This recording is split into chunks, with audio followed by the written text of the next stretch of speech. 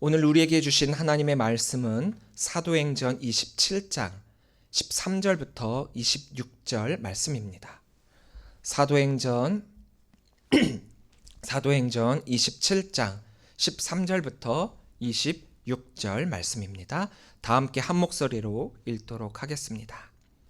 남풍이 순하게 불매 그들이 뜻을 이룬 줄 알고 닻을 감아 그레데 해변에 끼고 항해하더니 얼마 안 되어 섬 가운데로부터 유라굴로라는 광풍이 크게 일어나니 배가 밀려 바람을 맞추어 갈 수 없어 가는 대로 두고 쫓겨 가다가 가우다라는 작은 섬 아래로 지나 간신히 거루를 잡아 끌어올리고 줄을 가지고 선체를 둘러 감고 스르디스에 걸릴까 두려워하여 연장을 내리고 그냥 쫓겨 가더니 우리가 풍랑으로 심히 애쓰다가 이튿날 사공들이 짐을 바다에 풀어버리고 사흘째 되는 날에 배의 기구를 그들의 손으로 내버리니라. 여러 날 동안 해도 별도 보이지 아니하고 큰 풍랑이 그대로 있음에 구원의 여망마저 없어졌더라. 여러 사람이 오래 먹지 못하였음에 바울이 가운데 서서 말하되 여러분이여 내 말을 듣고 그레데에서 떠나지 아니하여 이 타격과 손상을 면하였더라면 좋을 뻔하였느니라. 내가 너희를 권하노니 이제는 안심하라. 너희 중 아무도 생명에는 아무런 손상이 없겠고 오직 배뿐이리라. 내가 속한 바 곧 내가 섬기는 하나님의 사자가 어젯밤에 내 곁에 서서 말하되 바울아 두려워하지 말라. 내가 가이사 앞에 서야 하겠고 또 하나님께서 너와 함께 항해하는 자를 다 내게 주셨다 하였으니 그러므로 여러분이여 안심하라. 나는 내게 말씀하신 그대로 되리라고 하나님을 믿노라. 그런즉 우리가 반드시 한 섬에 걸리리라 하더라. 아멘. 할렐루야. 오늘도 주의 전을 차신 우리 성도님들을 주님의 이름으로 사랑하고 축복합니다. 우리 옆에 계신 분들과 함께 인사 나누겠습니다. 사랑합니다. 축복합니다. 사랑합니다. 축복합니다. 제가 나이를 한 살 한 살 먹어가다 보니까 예전에 즐겼던 학창시절의 때를 떠올리게 됩니다. 그때가 굉장히 좋았었던 것 같아요. 물론 뭐 배우는 것, 공부하는 것 어떤 때는 힘들고 어려운 때가 있었지만 그런 것들마저도 다 덮을 만큼 그 젊었을 때 또 천진난만했던 그때가 참 좋았었던 때인 것 같습니다. 지금 다시 학창시절로 돌아가겠느냐라고 물어본다면 서슴없이 오케이라고 대답을 할 수 있을 것 같아요. 근데 다만 딱 하나 마음에 걸리는 게 하나가 있죠. 다 좋은데 딱 하나 시험이라고 하는 것만 없었으면 학창시절로 참 돌아가면 좋을 것 같아요. 평가하는 시험이라는 것, 내가 배운 것, 내가 공부한 것을 평가하는 시험, 대부분의 학생들이라면 거부감이 들겠죠. 여러 과목이 있겠지만 그 중에서 특히 수학이라고 하는 과목은 참 계륵과 같은 과목이었던 것 같습니다. 현재 수학과 전혀 상관없는 직업을 가진 사람이라던가 또 그런 상황 가운데 있다라고 한다면 왜 이때 수학을 그렇게 어렵게 힘들게 했는지 투덜거릴 수도 있을 만큼 이 당시의 수학은 학생들에게 있어서 처절한 절규와도 같았던 그런 과목입니다. 저는 그나마 수학을 좀 좋아했었던 것 같아요. 싫어하진 않았습니다. 풀리지 않았던 문제를 풀게 됐을 때 그 성취감이 굉장히 컸었거든요.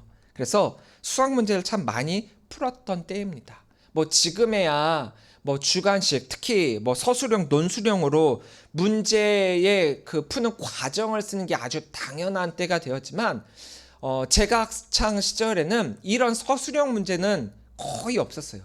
뭐 30문제가 나오면 한 문제 정도 나올까 말까 한 그런 문제였고 대부분은 사지선다. 요즘에는 오지선다로 바뀌었죠. 저 때는 사지선다였는데 그러니까 객관식으로 문제가 나와서 그중에 답을 고르기만 하면 되는 때였습니다. 그래서 답을 골라요. 고른다는 얘기는 확률이 25%란 얘기죠. 문제를 풀지 않고 몰라도 그 문제 답을 몰라도 운이 좋으면은 4분의 1 확률로 답을 맞출 수가 있게 됩니다.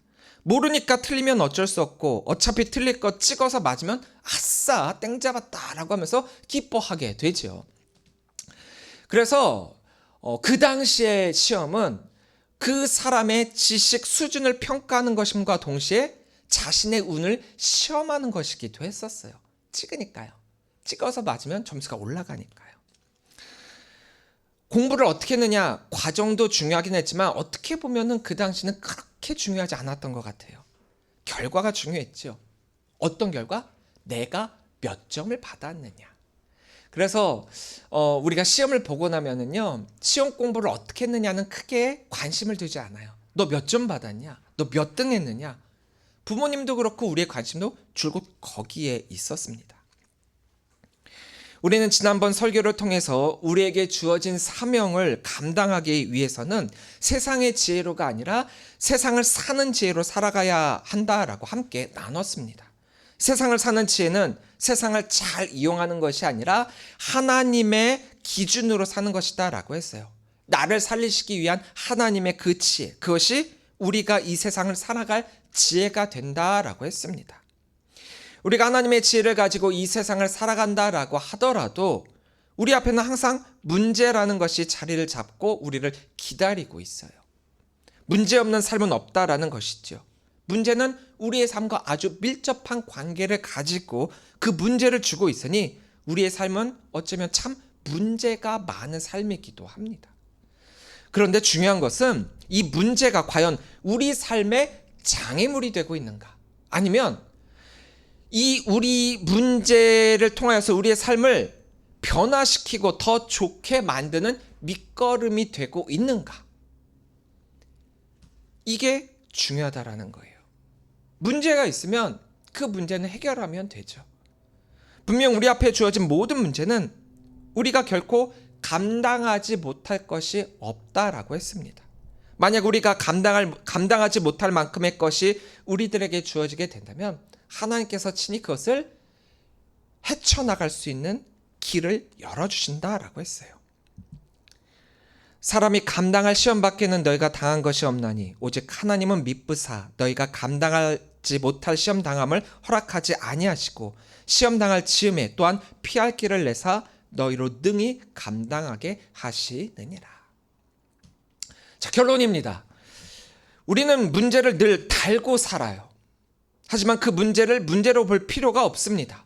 왜냐하면 우리가 겪게 될 모든 문제는 어차피 다 해결할 수 있는 것들이고 문제가 해결 안 될 때는 하나님께서 그 문제를 해결해 주신다라고 했으니까 문제는 사라지지는 않았지만 하나님 안에서 의미가 바뀌게 된다. 끝. 이게 결론이에요. 이렇게 결론을 맺을 수 있다면 참 좋을 것 같아요. 그런데 또 꼭 그렇지만은 않은 것 같습니다. 왜냐하면 여기에 놓여진 문제 해결, 또 문제 해결 능력이라고 하는 이 세 가지의 단어는 비슷해 보이기는 하지만 신앙 안에서 이것들은 전혀 다른 것들이거든요. 문제 해결은 결과를 이야기를 해요. 결과로서 이렇게 됐다라는 것을 표현을 하고 있고 문제 해결 능력은 근원이자 방법입니다. 과정이라는 거예요. 의미가 상당히 다르죠. 14절입니다. 얼마 안 되어 섬 가운데로부터 유라굴로라고 하는 광풍이 크게 일어나니. 자, 우리는 지난주에 함께 나눴던 말씀처럼 바울의 조언을 무시하고 경험 많은 선장과 선주 등의 그 전문가들의 조언에 따라서 이제 미양에 머무는 것이 아니라 더 좋은 항구, 또 겨울을 나기 좋은 항구인 이 베닉스라고 하는 곳을 향해 항해를 떠나게 되는 것을 보게 됩니다. 보다 합리적 선택이었고 또 선장과 선주의 경험을 바탕으로 한 전문성을 띤 조치였죠. 출발은 참 순조로웠습니다. 남풍이 순하게 불어가지고 배가 항해하는데 전혀 어려움이 없었거든요. 그래서 선장과 선주의 말을 따라 출항을 결정한 이 모든 것들이 참 잘한 결정이었구나라고 생각이 들게 되었어요. 그런데 문제는 얼마가 되지 않아 생기게 됩니다. 얼마 되지 않아. 유라굴로라고 하는 광풍이 이들의 앞길을 가로막기 시작을 하죠. 이들은 이제 깨닫게 됩니다. 어라? 이게 아니었는데. 우리의 계획과 우리의 생각으로는, 또 우리의 경험으로는 지금 떠나는 것이 훨씬 좋은 거였는데, 어라? 이거는 우리 계산 밖의 것인데, 이런 문제가 생길 게 아니었는데. 유라굴로는 단순한 바람이 아니에요. 모든 것을 뒤흔드는 문제입니다. 사람의 힘으로는 도저히 통제할 수 없는 그런 문제라는 거예요. 더군다나 이 문제는 대비하고 있었던 게 아닙니다. 갑자기 왔다라는 거예요. 그래서 우리를 더욱 당황시키고 있습니다. 우리가 미리 예측할 수 있고 대비할 수 있다라고 한다면 준비를 철저히 하겠죠. 물론 준비를 한다고 다 대비할 수 있는 건 아니지만 그래도 어느 정도 마음의 준비는 돼 있잖아요. 그런데 대부분의 문제는 아무런 대비를 하지 않고 있을, 그래서 굉장히 취약할 그때에 갑자기 온다라는 거예요. 갑자기. 이 폭풍 앞에서 사람들은 무엇을 합니까? 15절부터 19절을 보면 첫째, 먼저 배를 바람에 맡기게 돼요. 그들이 도저히 조정을 할 수 없으니까 그냥 바람에 의해 뒤 흔들흔들 하도록 그냥 내어 맡깁니다. 두 번째, 거루를 걷어 올리게 되죠. 그리고 세 번째, 줄로 배를 동여매게 됩니다. 이걸로는 배를 제대로 조정할 수 없게 되니까 네 번째, 배 안에 있던 짐을 내어 버려가지고 배를 좀 가볍게 만들게 돼요. 다섯 번째, 심지어 그 배에 있는 모든 기구까지도 그들의 손으로 내버리게 됩니다. 세상의 지혜로서 또 전문가로서 경험으로서 그들이 할 수 있는 모든 것들을 다 동원하게 돼요. 왜요? 이 모든 것들보다도 가장 중요한 것은 바로 그들의 목숨이잖아요. 그래서 목숨을 잃지 않기 위한 그들의 모든 방법을 다 동원했다라는 겁니다. 우리도 그렇지 않습니까? 문제가 생기면 우리는 먼저 어떻게 해결할까 고민을 하게 돼요. 왜냐? 우리는 문제 해결에 굉장히 익숙한 사람들이에요. 그래서 어떻게 하면 이 문제를 빠르게 효율적으로 가장 잘 해결할까라고 정리를 하려고 합니다. 그러면서 되도록이면 손해를 줄이려고 하죠. 그리고 문제가 생기면 거기에 따른 답을 찾으려고 합니다. 답을 찾으려고. 우연하게 그 답을 찾을 수는 있어요. 근데 중요한 사실은요, 이 문제에 대한 답을 찾았다라고 하더라도 삶은 절대 바뀌지 않는다라는 사실이에요. 왜냐하면 우리는 그 문제를 해결했다라고 여기지만 그 문제는 또다시 우리에게 다가오기 때문입니다. 20절입니다. 여러 날 동안 해도 별도 보이지 않고 큰 풍랑이 그대로 있음에 구원의 여망마저 없어졌더라. 문제 해결 능력이 없는 문제 해결은 무너지게 되어 있어요. 사람들은 열심히 문제를 해결하려고 합니다. 그러나 결과는 어떻게 됐죠? 구원의 여망마저 없어졌다라고 했어요. 완전하게 실패했다라는 거죠. 처음부터 계획부터 행동부터 결론까지 다 실패했다라는 거예요. 왜냐? 이들에게는 문제 해결 능력이 없었기 때문입니다. 이전에는 이런 일들이 있었을 때 잘 헤쳐 넘어갈 수 있었던 때가 있어요. 이전에 문제를 해결할 수 있었던 것은 어떻게 보면 얻어 걸린 결과라고 할까요? 예를 들면 사지선다 중에서 우리가 문제의 답은 몰라요. 근데 찍었어요. 근데 우연하게 그 답이 맞았던 거예요. 그러니까 점수를 얻게 되죠. 아, 이 사람은 이 문제를 아는 거구나라고 점수로서 판단을 하게 된다라는 거예요. 얼떨결에 그 답이 맞았던 거죠. 하지만 문제를 해결하는 것과 그 문제를 해결할 수 있는 능력을 갖는 건 다르다라는 거예요. 사람들은 순간적으로 대응은 했지만 근본적인 능력이 없었기 때문에 결국 무너지게 되는 것입니다. 우리의 삶도 마찬가지입니다. 돈으로 해결할 수 있어요. 사람으로 문제를 해결할 수 있어요. 경험으로 문제를 넘길 수 있습니다. 세상의 지혜로 평타 이상의 결과를 만들 수 있어요. 하지만 그것이 진짜 능력은 아닙니다. 왜냐하면 더 큰 문제가 다가오게 된다면 그 방법은 통하지 않기 때문이에요. 그래서 하나님은 성도들에게 문제 해결이 아니라 문제 해결 능력을 주시고 계십니다.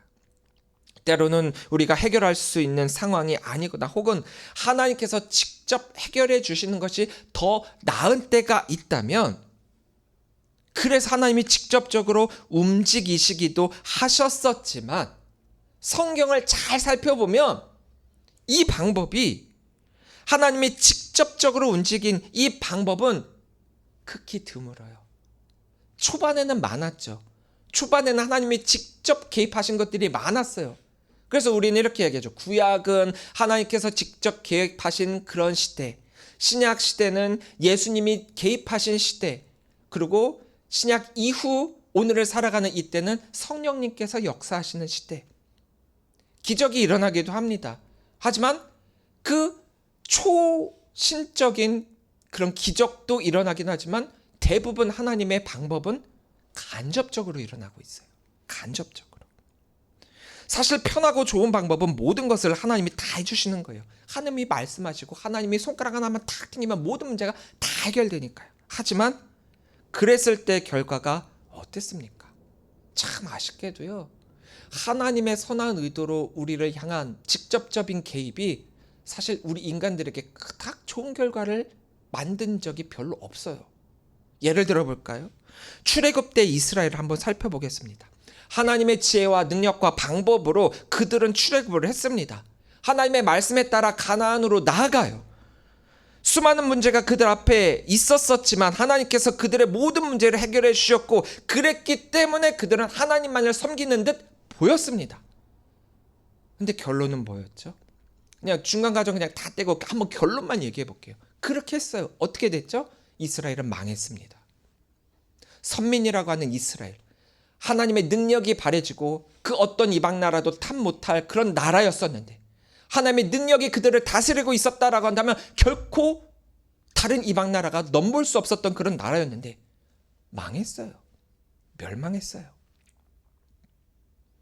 틈만 나면 이 모든 것들이 그들 스스로의 능력이라고 자뻑을 하고 하나님을 경외하는 대신 그들 자신이 그 영광을 받으려고 했으며 결국에는 하나님을 배신하지 않았습니까?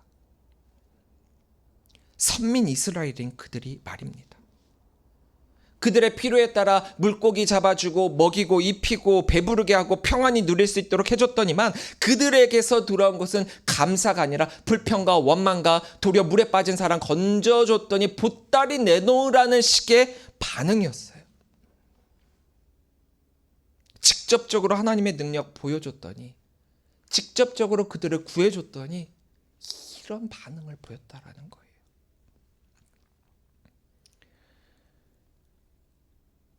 이제 하나님은 직접 보여주시기도 하지만 간접적으로 우리들에게 말씀하시고 그 능력을 우리들에게 주시고 계신 이유가 여기에 있습니다.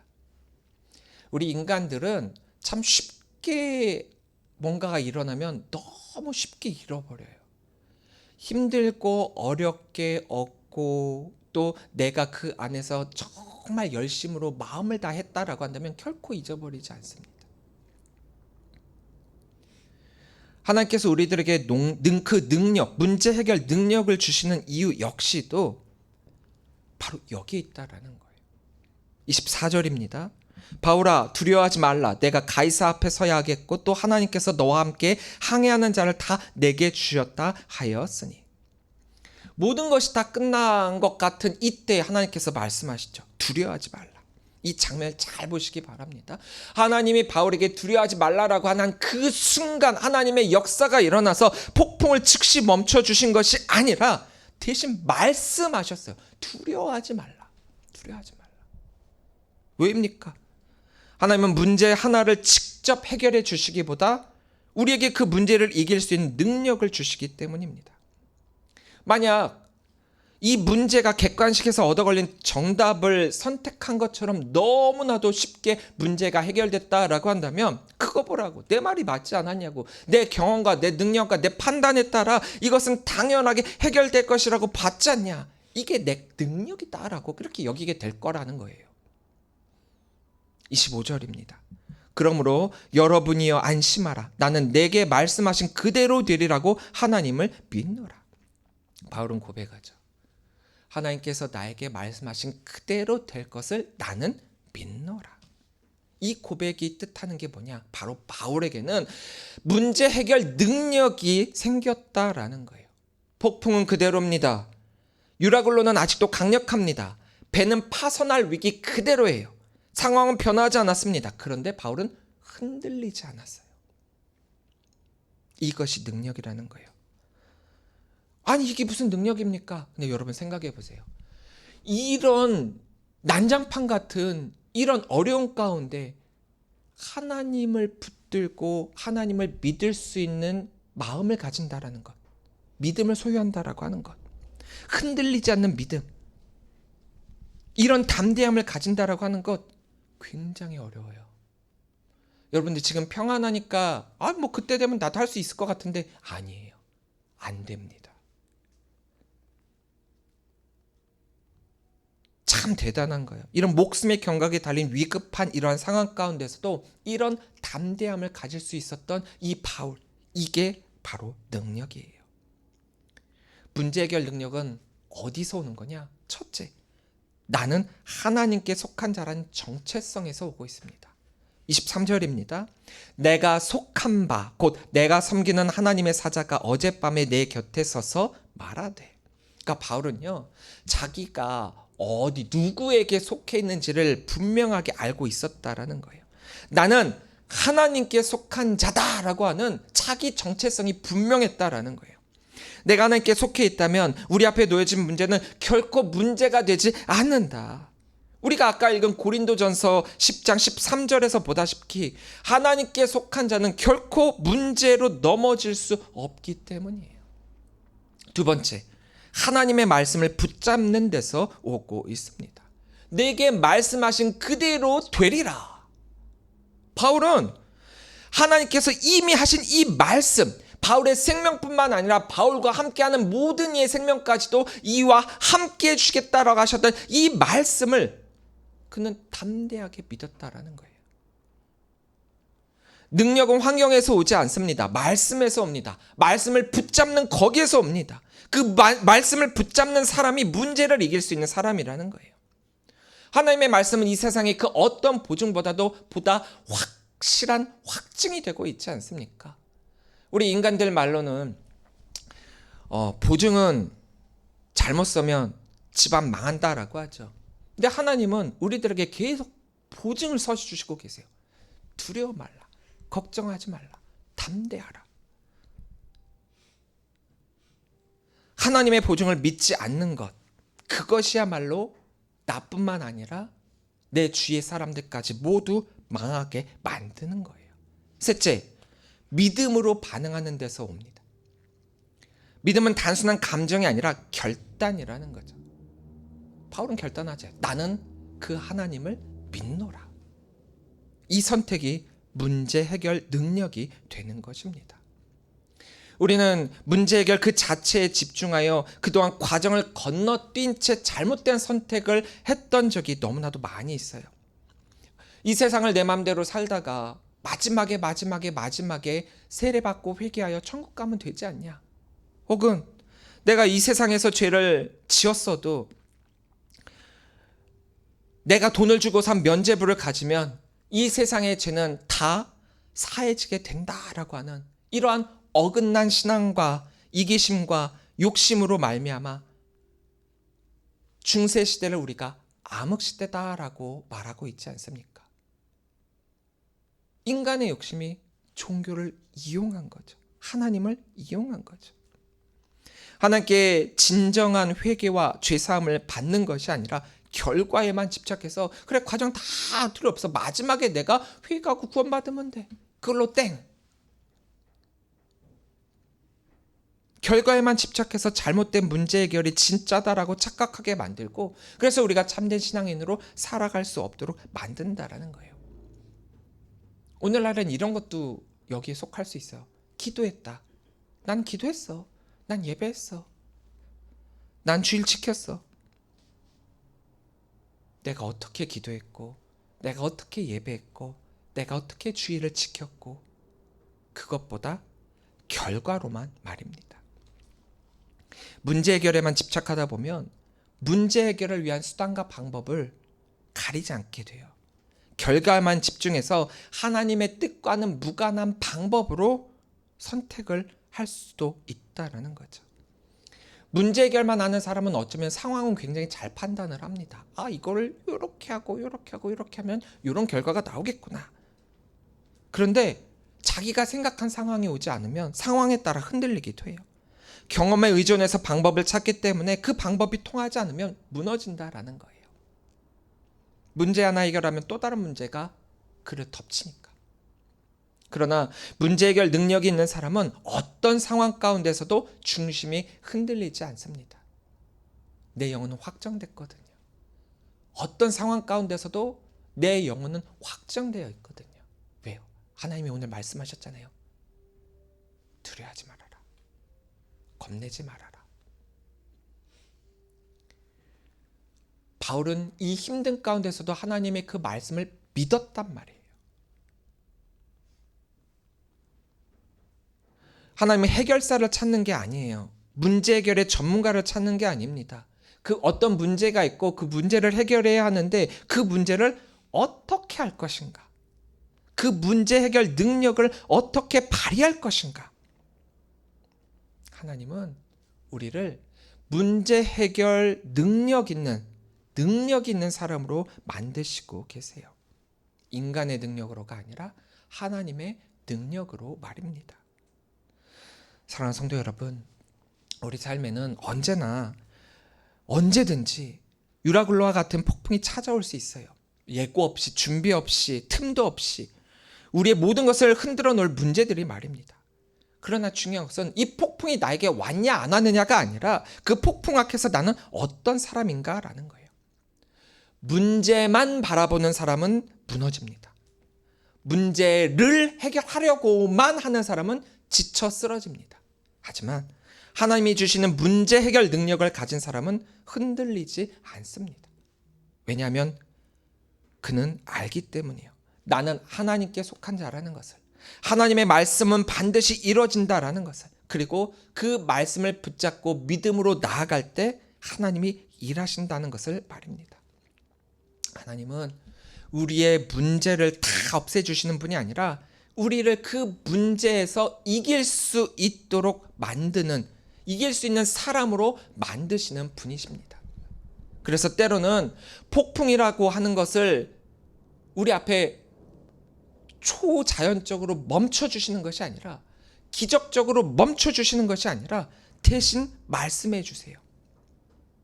이 폭풍은 너희의 목숨을, 너희의 생명을 결코 해할 수 없다. 그리고 그 말씀을 붙들고 서 있는 사람을 통해 한 사람을 넘어 그 주변 사람까지도 살리시고 계십니다. 오늘 본문에서 바울이 바로 그런 사람이었죠. 그리고 하나님은 바로 오늘 우리를 그런 바울과 같은 사람으로 부르시고 계십니다. 문제 해결을 위해 사는 삶이 아니라 하나님이 주신 그 능력으로 살아가는 삶이 되어야 합니다. 유러글러가 불어와도 무너지지 않는 사람, 말씀 위에 서서 흔들리지 않는 사람, 믿음으로 반응하여 다른 사람까지 살리는 사람으로 서시기를 바랍니다. 그리하여 우리의 삶이 문제를 두려워하는 삶이 아니라 문제를 통해 하나님의 삶을 드러내는 그런 삶의 성도들이 되시기를 주님의 이름으로 간절히 축원합니다. 문제 해결 좋아요. 그런데 문제 해결 능력으로 그 문제를 해결해야 합니다. 기도하겠습니다.